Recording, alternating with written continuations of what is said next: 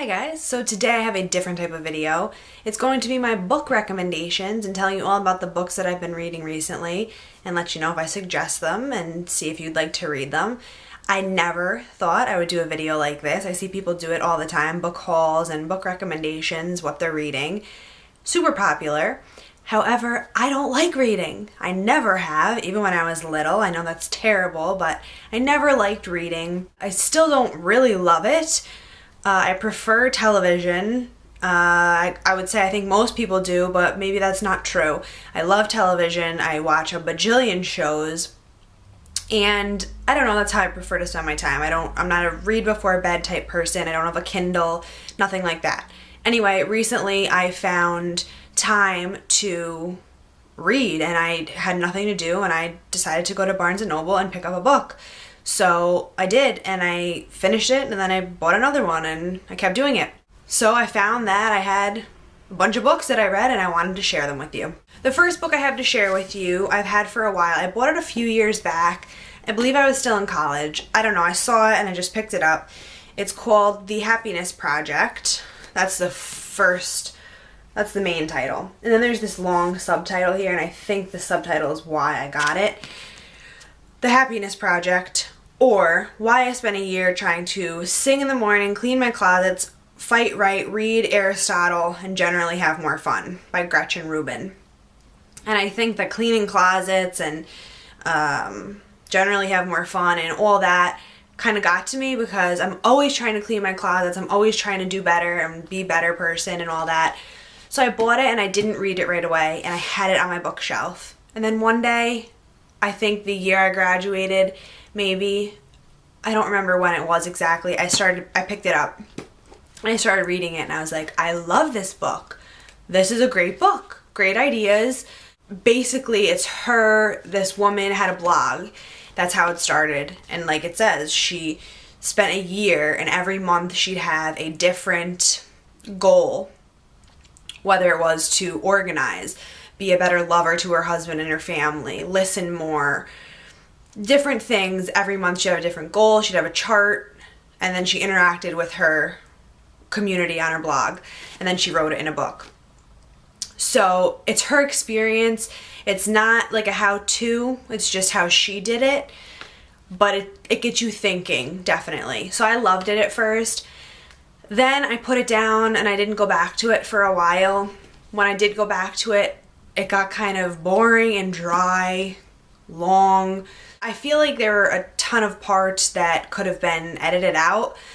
I don't know. It just got monotonous and long. Like, I get it. You know what I mean? So after I got over that little hump toward the middle endish, then I liked it again. But it definitely got you thinking. It was very interesting. Like I said, in the beginning, I was like, oh, I'm going to do this. I'm going to have a journal, a daily gratitude journal. I'm going to start doing this. And I did kind of start, but then I didn't have my own happiness project or anything. But it's very interesting. One of the things that I did want to do while I was reading this was to highlight things because there were, whether she said it or whether she was quoting someone, a quote that she found while she was doing her research, I felt like I wanted to highlight it so I would remember if I ever wanted to thumb through again. Like, oh, I remember that. That was thought-provoking. But I didn't do that because I thought a few times, oh, I want to pass this on to someone to have them read it. But anyway, I didn't end up highlighting it, but she had mentioned while she reads, she usually likes to take notes, but it's too time-consuming, so she usually doesn't allow herself to do that. And she started to indulge, which that's not really an indulgence to me, but she let herself do that because she likes to do that. So she took the time to start doing that. I would never reread this. I would never reread any book, so it's nothing to say bad about this book. But I do recommend this to someone who likes to read about other people's journeys through life and the things that they do to make themselves a better person. Because it was, like I said it a million times already in this 5 minutes. It was thought-provoking and it was good. And I'd recommend it to like 20-year-olds and up. Older adults. That was The Happiness Project. The next book is pretty different than that. It is the Mindy Kaling book. Is Everyone Hanging Out With Me and Other Concerns. This one I just picked up because I heard I needed something to read. I never watched The Office, which is where most of you are going to know her from, but I love the Mindy Project. I'm obsessed with the Mindy Project. It's hilarious. But it's a super short book, not only like page number wise, but it's so quick. Now, I don't like reading, one, just because I don't, but two, because I'm not a fast reader. And this book I read in 1.5 sittings, 2 at most, and that was interrupted sittings. I didn't have any time to actually just read like 2 hours at a time or anything. It was interrupted. Had it not been, I would have finished it in 1 sitting for sure. And she even says in the beginning, you will finish this in 2 nights at most. And if you're reading it for more than that, like months at a time, there's something wrong with you. The way she writes, besides that it's funny and just hilarious, it's kind of all over the place, and there's pictures in here. It's like lists and little essays. She even makes up a word for the kind of writing she does. But it's her life with stories from The Office and stories from her younger years and how she got started in Hollywood and becoming an actress and a writer and all that kind of stuff. She just makes fun of herself. She's awesome at that. She always has been. And there's a ton of list writing. There's back and forth dialogue. It's a super easy read. I would almost say borrow it from someone if you could, because I feel like spending, well, it was only $14. That's not bad, but it's just over so quickly. But I would suggest this for young adults and anyone that knows her from The Office or the Mindy Project. It was a funny book, easy read, super quick. Next, kind of similar on the funny train and memoir biography type book, is Andy Cohen, Most Talkative. Stories from the front lines of pop culture. So we all know Andy from Watch What Happens Live and The Real Housewives of every county, but I decided I would learn a little bit more about him. It's a ton about his life, and obviously I should have known that, but I was kind of hoping for a little bit more juice about The Real Housewives and Bravo and whatever. I liked toward the end to know about how he got started in the business. He got started at CBS, I believe, and learning about Bravo and The Real Housewives and all that kind of stuff. He was right in the beginning when Bravo got started as a company and everything like that. So that was interesting to find out. I didn't love this book, which I hate to say because it's about his life, but it could also be how it was put together. But I do love him, and I love Watch What Happens Live and all the reunion shows and all the Real Housewives, except for a couple of them.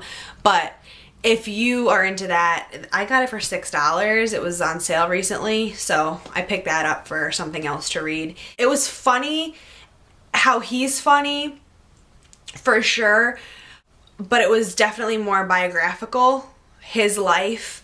First person, obviously, he wrote it. He was very open about how he came out to his family, and he started from the early life all the way up until how he got started in the business, like I said, then up till Real Housewives and where he is now. There's also pictures in this book, which makes it even more funny. But again, I didn't love this one. More mature readers would be who is reading that one. Then my most recent book that I loved, this is my absolute favorite one, is Leandra Medine, I think is how you say her last name, better known as the Man Repeller. And this is what it looks like. And the subtitle of this is Seeking Love, Finding Overalls. This was in my previous favorites, March favorites, and I just love this book. This was an easy read as well, and it was just hilarious. I've been following her blog for years, and she was super raw and open about every part of her life, from birth, childhood, with growing up with her parents and her brothers, and all the way up until getting married. And it was a great story. She made it, her life, into a little story that you were waiting to hear the ending. You felt like you could relate to her, which in some cases maybe more of us could than others, but it was very good, and she made every chapter relate a little bit to fashion. So every story in her life, she knew what she was wearing at the time, and every decade of her life had a fashion story to go with it. So obviously she is the man Repeller. And you learn how she got that name if you didn't know already. And it was just a great story. So I recommend this to anyone that's ever read her blog and you want to know a little bit more about her. Like I said, no story is left untold. And if it is, she did a good job of letting us believe that she told us everything about her, because she pretty much did. There was honesty, and then she would exaggerate it a little bit, and she was sarcastic and witty like she is on her blog. It's just, she's very funny. And she's a very good writer. There's pictures in here, colored pictures.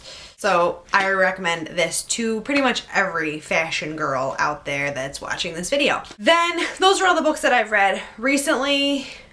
I have this book. When I was on vacation, I started reading it. It's a pretty brand new book, Never Have I Ever My Life So Far Without a Date by Katie Hein. And it's supposed to be a relatable, kind of funny book. I'm about a third of the way through. I don't know. I couldn't get into it. It's just a little much. Some of the parts were relatable, but it's like every part of her life. Like, I'm a third of the way through, and I feel like I can't remember exactly, but I'm only at like her nursery school boyfriends or something. Oh no, I'm at college. But see, I can't even remember.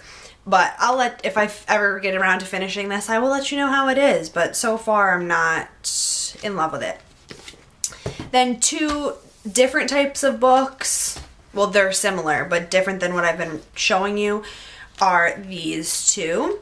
This one I've had for a little while. It's Bobbie Thomas, The Power of Style, Everything You Need to Know Before You Get Dressed Tomorrow. And I love her.